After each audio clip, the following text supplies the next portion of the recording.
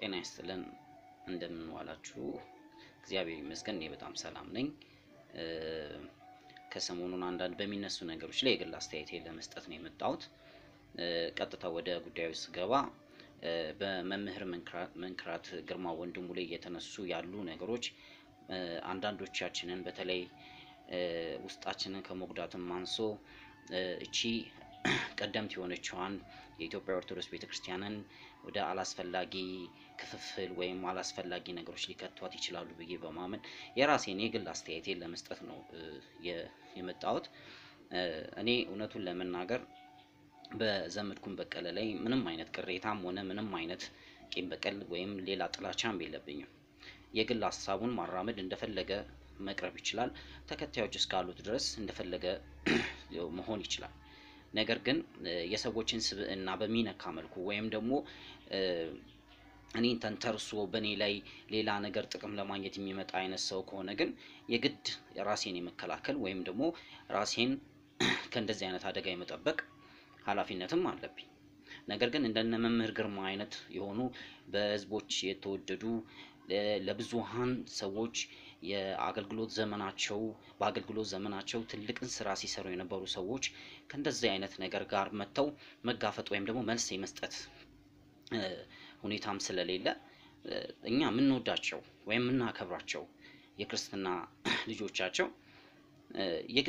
የግድ መናገርም ስላለብን ነው ምንናገረው አለመውደድ ያለ ነው እውነታን ያለ መቀበልም ያለ ነው ሐሰትም ከሆነ እንደ ሐሰትነቱ ይዞ መቀጠል ነው የራስን ይዞ እውነት ይዞ መቀጠል ነው ነገር ግን እሳቸው ጠንቋይ ናቸው ወይም ደግሞ ደብተራ ናቸው ወይንም ደግሞ ከሱዳን መተት አሰርተው ነው የመጡት እየተባለ በአደባባይ የሚነገር ነገር ወንጀልም ጭምር ነው በህግም ያስጠይቃል አንደኛ ነገር መረጃ ካለ መረጃ ማቅረብ ነው ይሄን ነገር ሁለተኛው ነገር ደግሞ እኛ አባት እስኪ በመተታቸው ምንድነው የሰሩት ደሃና አፈናቀሉ ሰዎችን ገደሉ በአደባባይ በሳቸው መተት ብዙ ሰዎች ሞቱ ምንድነው የኛ አባት ወንጀል ምንድነው የሰሩት ስራ ምንስ ነው እስኪ በሳቸው በኩል እየተሰራ ያለው ነገር ምንድነው ባጋንንት ስራት ያሉት ሰዎች ስለፈቱ ነው አይነ ስውራንን ስላበሩ ነው ቤተክርስቲያንን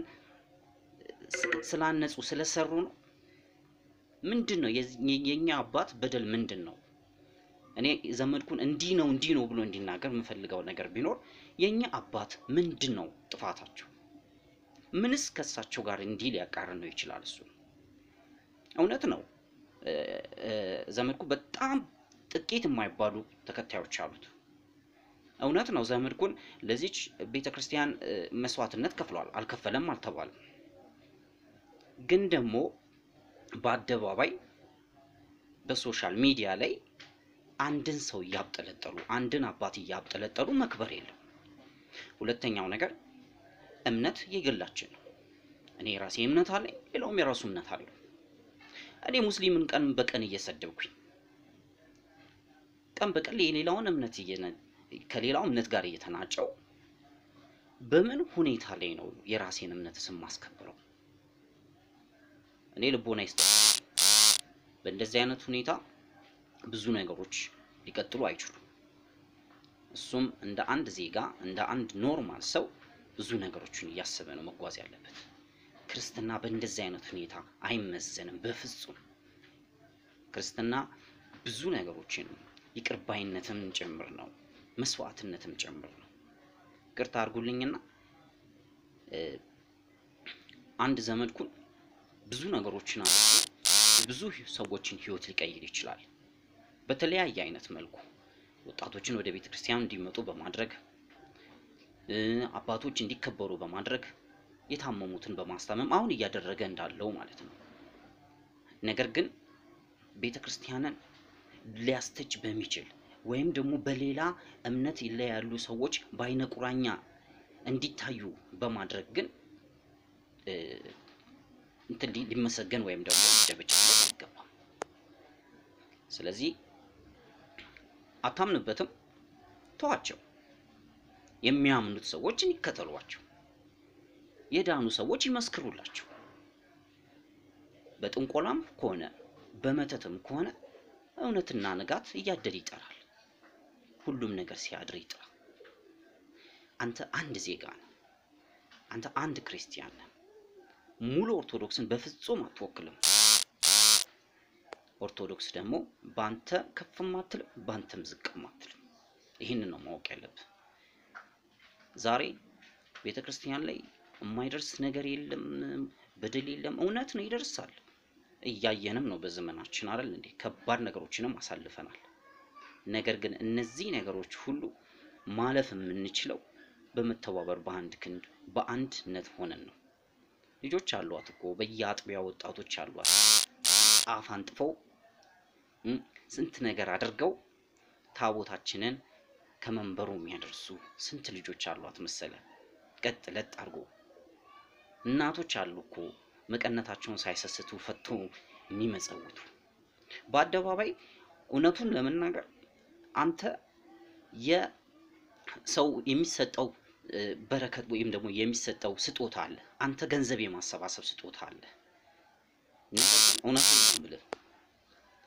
ሰዎች ገንዘባቸውን ሲሰጡ በአደባባይ ሰጥተው ስማቸውን ሲነገርላቸው ያ የክርስትና መለያም ወይም መታወቂያ ምልክቱም አይደለም።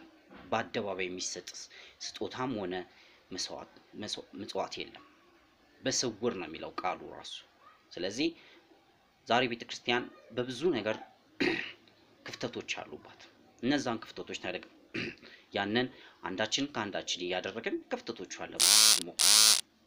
እነዚህ ሁሉ ክፍተቶች ሲሸፈኑ ነገ ቤታችን በብዙ ነገር ተለውጦ በብዙ ነገር ተስተካክሎ አሁንም ቤተክርስቲያኗን ለመክፈል የተነሱትንም ጭምር አሳፍሮ ነገን ከነገ ወዲያን ደግሞ ረጅም የሆነ ዓመት ለልጅ ልጆቻችን ትተናት የምንሄደውን የእምነት ቤታችንን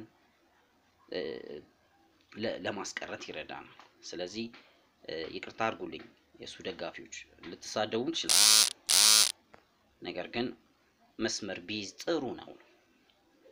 ከዛ ውጪ የማያምንበትን ነገር የመቀበል ግዴታም የለበትም። አባታችንን ለኛ ይተውልን።